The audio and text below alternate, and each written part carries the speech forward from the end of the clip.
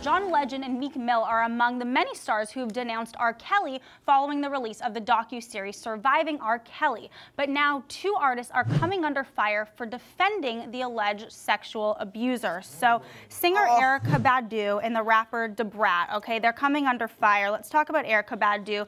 In Chicago this past weekend, she told an audience that she was, quote, putting up a prayer right now for R. Kelly. She said she hopes that Kelly sees the light of day and comes forward, and that he deserves unconditional love.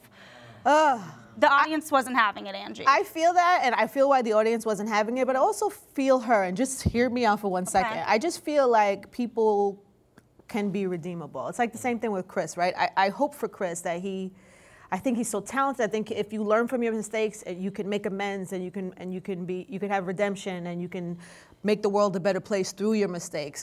But that doesn't mean it's not without consequence. So the problem was when Erykah says that, what she probably means is that people can redeem themselves and still be worthy of love. But at this moment, when everybody is just so much still in pain from watching that horrible documentary, you know, it's like, it feels like, ugh. We've got the exclusive on Lin-Manuel Miranda's next movie, and it could be historic. Ooh. The Hamilton creator is in talks with Disney about co-writing an animated musical featuring a young Latina heroine. Yes! Heard it right!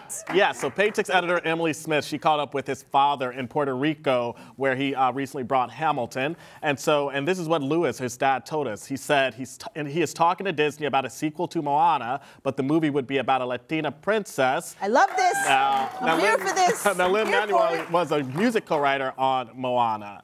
And, you know, a Latina Disney princess, that would be a huge deal because there's always talks about lack of diversity in Hollywood, especially when it comes to lead characters. Yes. But particularly with animated films. I mean, look at films like Cinderella, Snow White, and Frozen. So this would be a major deal for this to be a lead Latina actress. America is ready for a Latina princess. Absolutely. And, you know, this wouldn't be the first Latina princess ever for Disney, but it's a huge deal because it would be the first Latina princess in a feature film. But Disney did bring a Latina princess to TV screens in 2016 with Elena, Princess of Avalar on the Disney Channel. Just a little Latina princess history here on Page Six TV.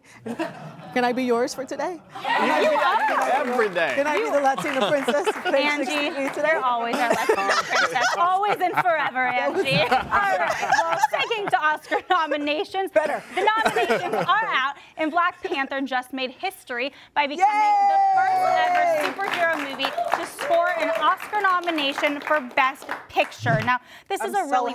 I'm so happy. And Black Panther, they did really well. They landed a total of 7 nominations, but not to bring it down for Black Panther, but they were snubbed in a few categories, okay? So Chadwick Boseman and Michael B. Jordan, they didn't get any acting noms in their categories. And also Ryan Coogler, who was eligible to be nominated for Best Director, he was not nominated either, but like I said, they made history in the Best Picture category. I want Michael B. Jordan to hang in there, because last year I thought he'd get one for Creed. Yes. And then he gave it to Sylvester Stallone, and then this year he didn't get one. I think next year. It's coming. It's coming. He is so in demand and so fantastic. I was disappointed though. Yeah, but aside from Black Panther, Roma in The Favorite totally swept the Oscar nominations. Each of those films got 10 nominations each.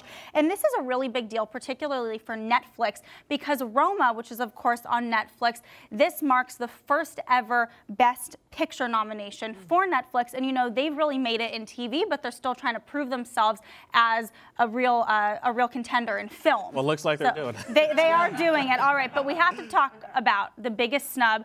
I think one of the biggest snubs in Oscar history. Bradley Cooper was not nominated for Best Director for A Star Is Born. The scandal of it all. It was brilliant. I mean, him directing Lady Gaga and himself in this film, and he lobbied for this. He really wanted this. He really wanted it. It was his directorial debut, but he was nominated for a lot of other categories. So he was nominated for Best Adapted Screenplay, Best Actor, and A Star Is Born, of course, was nominated, but really shocking that he didn't get a Best Director nomination. I also want to point out this year there were no female directors in the director category once again. Angie, you started out in the music business with some of the best, really, truly. Okay, like Mary J. Blige and Diddy before they all became household names during the whole bad boy era. So you've seen many artists break through and become huge stars. Yeah, I mean, Bad Boy alone, man, there was like a ton of them and they came out of there. I mean, the stories you have, or I could sit with you. Oh, you and I should have a cocktail one day, Elizabeth. We should, Angie. But knowing all of that and your background, we want to know who is the next big thing. It's really hard to say that big because that's so big. But there are two artists that I picked that I'm looking forward to seeing what they do this year. One is this girl from Harlem. Her name is Melly. She has a really interesting little voice. When I say little voice, I don't know. She has a unique voice and she has a lot of style. And she's on the come up right now. And somebody asked me if I were to do a ladies' night, a new modern one, who would be on it? And she was one of the ones I picked because I think she's young and fresh and interesting, and her voice is new.